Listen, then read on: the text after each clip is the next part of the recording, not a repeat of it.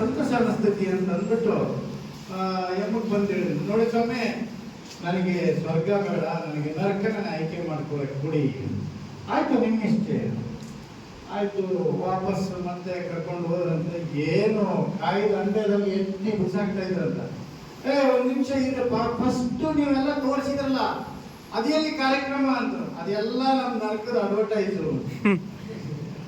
ಹಂಗೇನಾದ್ರು ನಮ್ಗೆ ಜಾಸ್ತಿ ಅಡ್ವರ್ಟೈಸ್ ಕೊಟ್ಟರು ಅಂತ ನಮ್ಮ ನಾಗರಭಟ್ ಸರ್ ಅಂತ ಅನಿಸ್ತಾ ಇದೆ.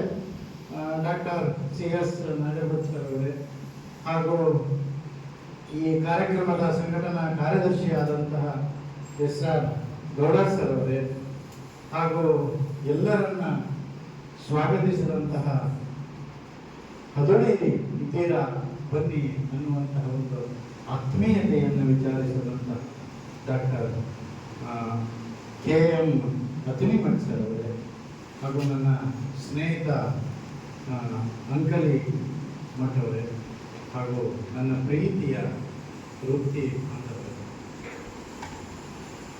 ಇವತ್ತಿನ ಶಿಕ್ಷಣದ